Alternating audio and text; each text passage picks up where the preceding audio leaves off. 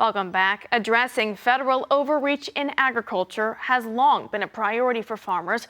From water rights to property restrictions, there have been a number of legal cases over the years. In today's Champions of Rural America, we're getting an update on the latest efforts to bring transparency to federal settlement agreements. Congressman Gary Palmer of Alabama joins us with the latest. So thank you for your time today, Congressman. And a lot that we want to get into, of course, but first, I know that the House Oversight Committee recently hosted a roundtable discussion on the growing use of lawfare against American agriculture. So talk to me about what were some of your biggest takeaways from this discussion? Well, I wasn't surprised by some of the testimony. This has been going on for years. It's been a huge problem across the whole spectrum of the economy. And really is something that needed to be brought out into the light. I think, particularly in the context of the affordability crisis, I don't think the average American realizes how much of the cost of their food and other agricultural products are basically just as a result of consent decrees, lawsuits against farming practices, against the producers of our food.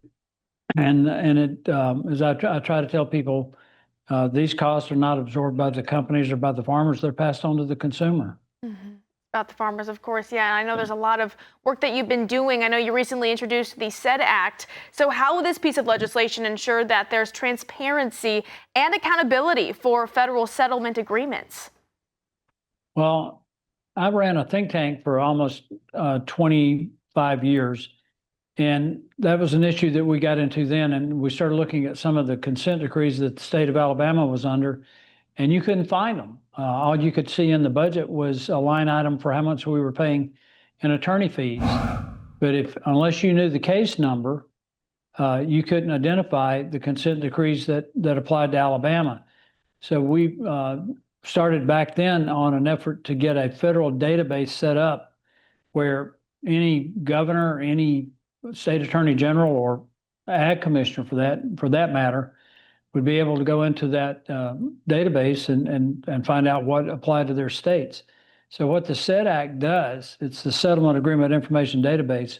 It will require the Office of Management and Budget to set up a searchable database that will really bring transparency and expose a lot of what's going on through these lawsuits that activists bring against not just farming, but the whole spectrum of our economy. Having this information being accessible, this data will be obviously very important to help with this transparency. And I know that farmers are being faced with the burdens of overregulation. So how have you seen litigation shape farm policy? Well, a lot is just from these radical groups that look for any single violation that they can possibly come up with under any federal regulation to sue somebody. And we've got regulations on the books, honestly, that have no purpose anymore.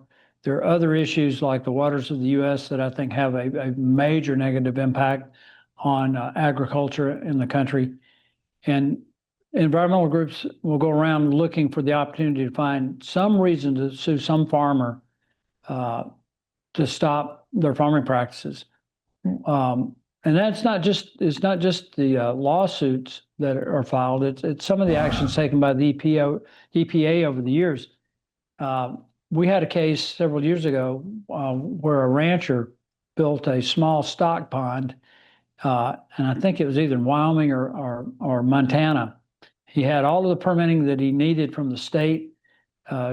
The water coming out of the spillway from the pond was actually coming out in a cleaner than the water going into it. It became a bit of a wildlife refuge for waterfowl.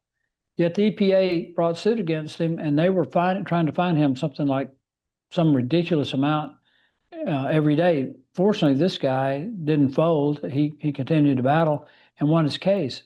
But these are some of the examples. That's just one of the examples of some of the stuff that is going on all over the country, where some group comes in and goes after some farming practice, whether it's pesticides or wetlands, or you name it, they'll come up with a reason to sue.